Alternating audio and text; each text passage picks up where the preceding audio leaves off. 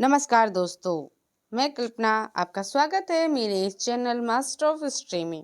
आज मैं आपके लिए इतिहास की बहुत ही सुपर फास्ट वीडियो लेके आई हूँ, जिसमें इतिहास के टॉप मोस्ट प्रश्न शामिल हैं जो आपके परीक्षा टीजीटी, पीजीटी, नेट, जेआरएफ के लिए सहायक होंगे।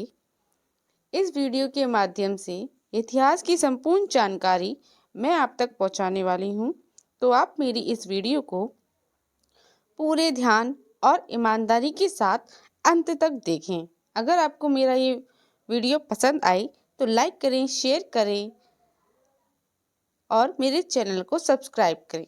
भारतीय इतिहास, आज का जो टॉपिक है आधुनिक भारत विविध, जिसमें मैंने 51 क्वेश्चनों को अपनी पार्ट 1 क्लास में कंप्लीट कराया है। ये मेरा पार्ट 2 है। तो चलते हैं अपने प्रश्नों की तरफ। हमारा प्रश्न नंबर 52, इनमें से कौन सा भारत में मुसलमानों की उच्च शिक्षा के लिए पद प्रदर्शक बने? इसका उत्तर है सर सैयद अहमद खां। प्रश्न नंबर 53, विद्रोह में से किसको बंकिम चंद्र चटर्जी ने अपने उपन्यास आनंद मठ में उल्लेख कर प्रसिद्ध किया? इसका उत्तर है सन्यासी विद्रोह। प्रश्न number 54, lecturers from Colombo today Almora किस एक के अनुभव पर आधारित है? इसका उत्तर है स्वामी विवेकानंद। प्रश्न नंबर 55, मार्टिन चेम्सफोर्ड की रिपोर्ट आधार बनी? इसका उत्तर है भारत सरकार अधिनियम 1919। हमारा 56वां प्रश्न है 1854 की वुड विज्ञप्ति में अभिव्यक्त शिक्षा का लक्ष्य था? इसका उत्तर है भारत में पाश्चात्य संस्कृति का विस्तार। हमारा 57वां प्रश्न है 1942 में क्रिप्स मिशन का एक महत्वपूर्ण पहलू था? इसका उत्तर है द्वितीय विश्व युद्ध के तुरंत पश्चात भारत संघ की स्थापना करना और उसे डिमोनियन पद प्रदान करना।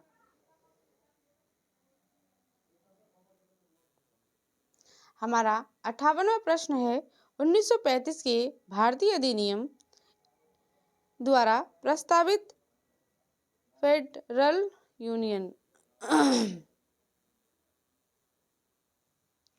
प्रश्न नंबर 58, 1935 में भारतीय अधिनियम द्वारा प्रस्तावित फेडरल यूनियन में राजसी प्रांतों को शामिल करने के पीछे अंग्रेजों की असली मंशा थी?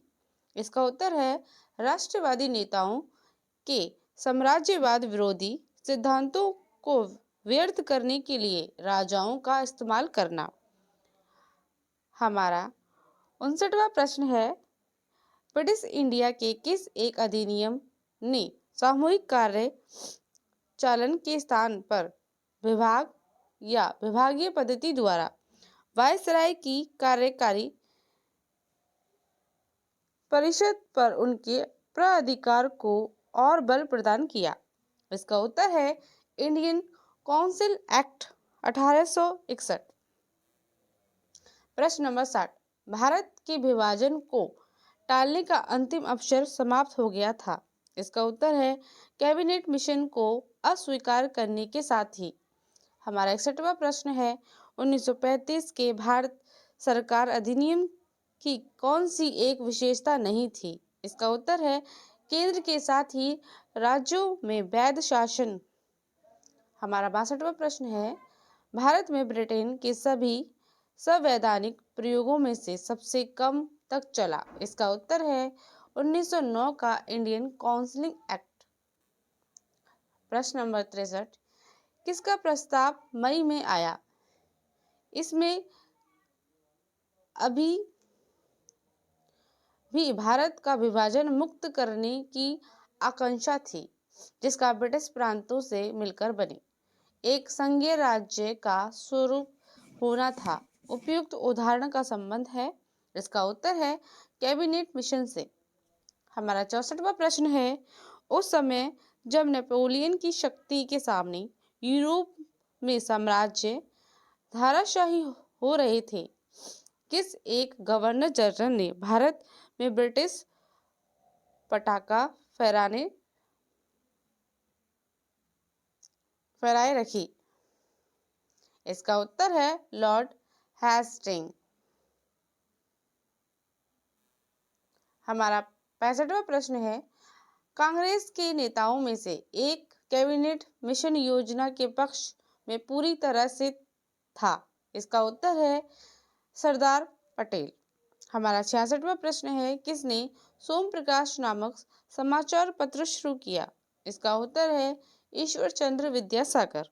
हमारा 67वां प्रश्न है, भारत स्वदेशी आंदोलन के दौरान लिखा गया गीत अब मारा सोनार बंगाला ने बांग्लादेश को इसके स्वतंत्र संग्राम में प्रोत्साहन किया और बांग्लादेश के राष्ट्रीय गान के रूप में अपनाया। यह गीत किसने लिखा था? इसका उत्तर है रविन्द्रनाथ टैगोर। हमारा 68वां प्रश्न है, लॉर्ड मैकाले संबंधित है? इसका उत्तर है अंग्रेजी शिक्षा से। हमारा 69वां प्रश्न है, किसने सुबह आजादी नामक कविता लिखी?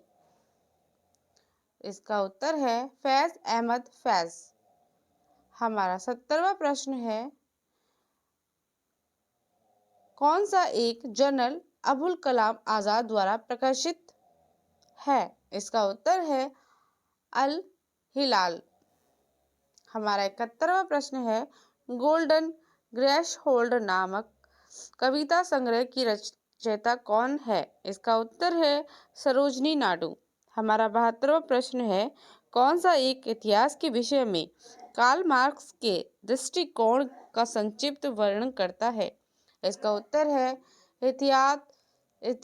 इतिहास शोषक और शोषित वर्गों के बीच संघर्ष का सिलसिला है।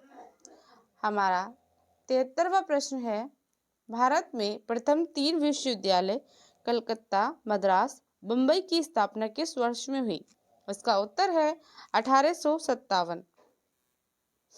हमारा 74वां प्रश्न है, महात्मा गांधी ने कहा था कि उनकी कुछ सबसे गहन धारणा अनटू दिस लास्ट